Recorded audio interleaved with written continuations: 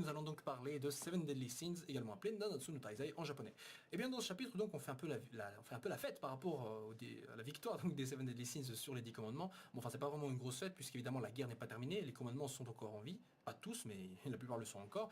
Et donc du coup, on voit un peu ce qui se passe. Bon, déjà on commence avec un Hauser au départ, et j'avais presque l'impression que c'était Meliodas, c'est un truc de fou. Et je voyais Hauser en mode vieux, j'étais là, qu'est-ce qui se passe? On a fait un bond dans le futur ou quoi?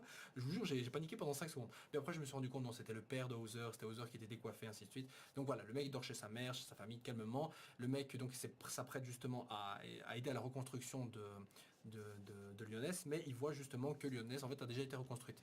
Par nul autre que Merlin, qui a fait le taf à moitié. En fait, la reconstruction n'est que superficielle. En fait, elle a redonné donc l'ancienne apparence à la ville, mais elle n'a pas pu redonner la vie, logiquement, évidemment, à ceux qui ont perdu la vie lors de la bataille. Donc les morts restent morts, et ça, il n'y a rien qui peut changer cela. Et c'est pas un gros problème, tant mieux même du coup. D'ailleurs, elle prend un bain à poil avec justement le pauvre petit, enfin je dis le pauvre, excusez-moi, le chanceux Escanor donc qui est en train de l'aider. Au même moment, t'as Meliodas donc qui rejoint ensuite par Ban, Elisabeth, qui arrive, et Ban donc s'excuse par rapport à leur ancienne retrouvaille où il savait pas justement quel visage prendre, parce que bon, il était en même temps surpris de voir le capitaine, et puis là tu vois le capitaine qui est tout bizarre, donc c'est un peu normal qu'il a pas pu se décider par rapport à quelle attitude prendre par rapport à Meliodas. Et puis tu as vu Meliodas qui sentait vraiment mal déjà par rapport à ça, et qui disait même qu'il avait extrêmement peur. Donc c'est bien de voir les deux potes se retrouver, justement Meliodas qui lui donne une pêche comme ça, tout cela restant dans l'esprit donc de leur réunion, de leur ancienne camaraderie.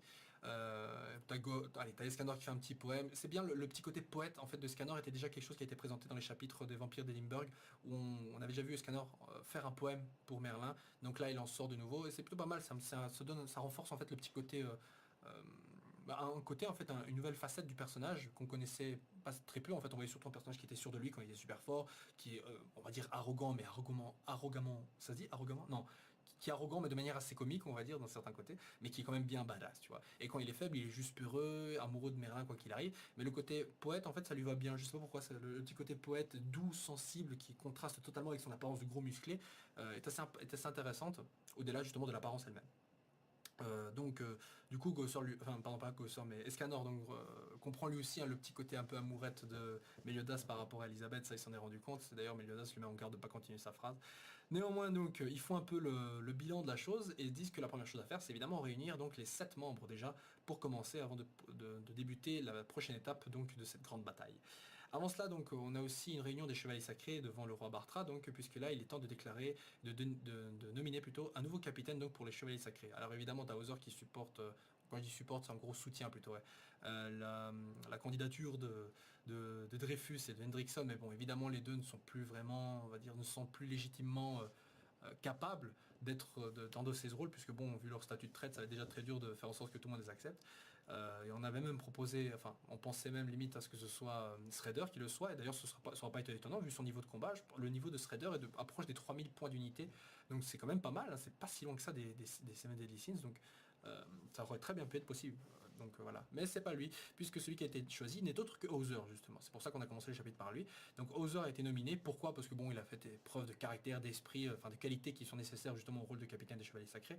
Et le mec, justement, alors qu'il pensait qu'il n'était pas de taille, enfin qu'il n'était pas fait pour ce rôle-là, bah, finalement décide d'accepter en promettant donc qu'il va endosser endosser ce rôle aussi correctement que possible. Certains se demanderont pourquoi pas Gil Hunter. Parce que Gil Hunter, je pense que je pense qu'il n'a pas montré autant d'esprit, et surtout parce qu'il est déjà techniquement porté disparu, je rappelle, depuis que lui, Guy Frost, qui n'était autre que comment s'appelle la meuf là, la disciple de Merlin, celle qui pouvait se téléporter, celle qui avait la robe là, j'ai oublié son nom. Bon, enfin bref, elle donc avec techniquement kidnappé Gil Hunter, on ne sait pas.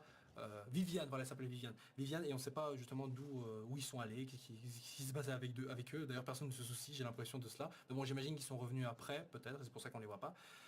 Bref, donc les préparatifs recommencent. D'ailleurs, il faut savoir que les 10 commandements donc, sont toujours situés à Camelot, puisque les gens qui sont toujours sur l'effet par exemple du commandement de Zeldris sont toujours des poupées, vu que Zeldris est encore en vie, et donc sont allés en pèlerinage entre guillemets, donc se dirigent vers Camelot pour les rejoindre. Donc une grosse armée se prépare là-bas. D'ailleurs c'est assez triste que justement Camelot, qui était le siège donc de Arthur, soit finalement pris par les démons. D'ailleurs Arthur, on n'a toujours pas de nouvelles de lui. On sait qu'il était en tant que mercenaire entre guillemets accompagné des anciens membres du tournoi de Vaisal organisé par Gloxinia et Dolor.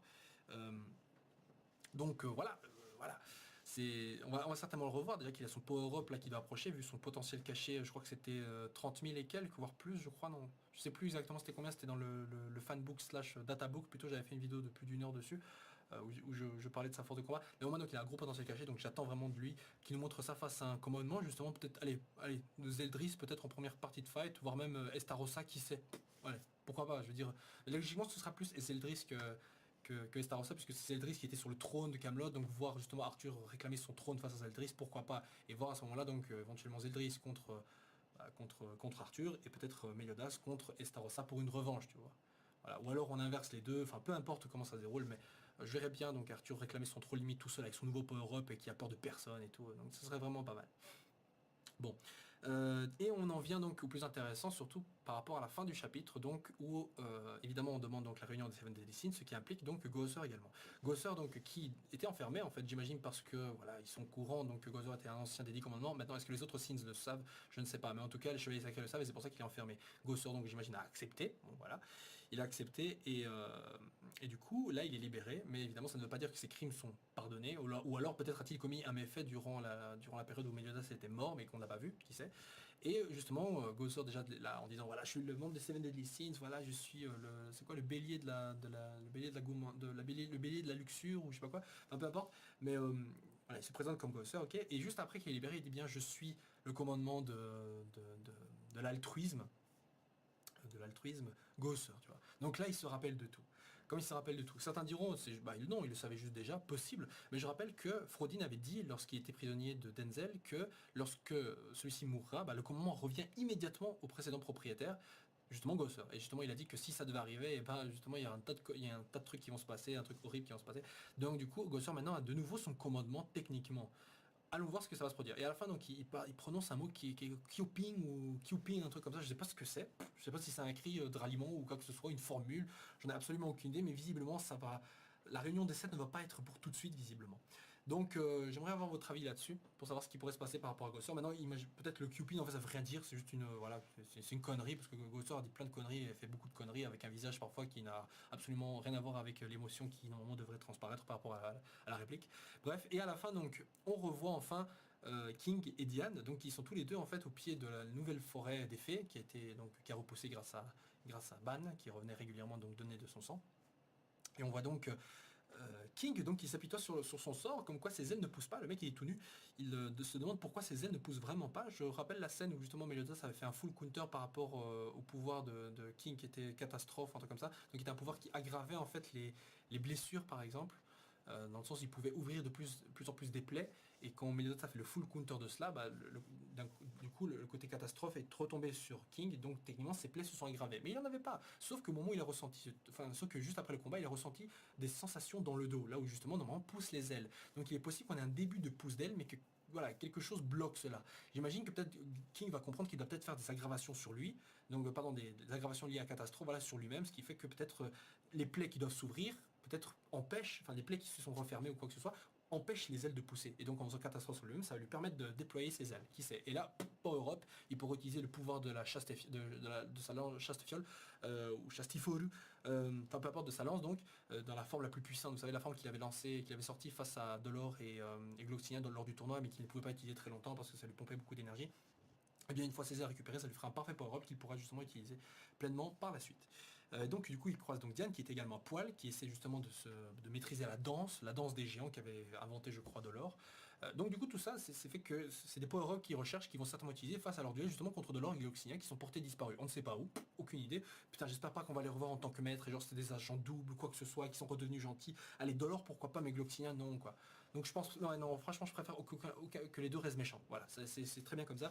Donc de ce fait, voilà, c'est des power qui se préparent, donc on va avoir peut-être le retour justement le retour donc des mémoires de Diane, qui sait, je ne sais pas. Mais en tout cas, si Diane est aussi loin et King pareil, je pense que Diane est partie parce qu'elle avait toujours pas de souvenirs, donc peut-être qu'elle s'est barrée à un moment donné pour telle raison, genre ça n'a rien à voir avec elle, elle voulait pas rester avec eux. Et King l'a suivi parce que du coup il fait pas confiance à Meliodas, Meliodas maintenant est mort, et peut-être qu'il y avait d'autres trucs à gérer, protéger son propre royaume, parce que finalement je rappelle que King est justement le king, le roi de la forêt des fées, donc il n'a pas uniquement protégé le monde des humains, mais également le monde des fées, et que c'est pour ça qu'il est parti. Et Diane l'a peut-être suivi pour l'aider, peut-être ça aussi, et donc les deux sont là-bas, ont une mission de protéger les autres royaumes en dehors du monde des humains. Voilà. Je pense que c'est ça la raison pour laquelle ils sont petites parties au final. Voilà les gens, c'est tout ce qu'il y avait par rapport à ce chapitre. Donnez-moi votre avis donc par rapport à ce chapitre. Que pensez-vous justement de Diane et de King? Sont-ils loin? Comment va repousser les ailes de King justement? Que se passe-t-il par rapport à Gosser? Va-t-il devenir méchant? Va-t-il rester gentil? Je ne sais pas. Voyez-vous peut-être un symbole de la mort au-dessus de la tête de Hauser? Voilà, il a eu un statut, une promotion au cours de sa vie, mais en général quand il y a un changement comme ça significativement positif pour un personnage, il arrive justement que le karma du manga fasse qu'il y a une scène justement qui va lui porter préjudice, qui va lui faire du mal, qui sait, je ne sais pas, peut-être sa mort, une blessure ou quelque chose ça, on verra, ou quoi que ce soit, pardon. Donc on verra ça la prochaine fois. Voilà les gens, je vous souhaite une agréable soirée et on se retrouve la prochaine fois.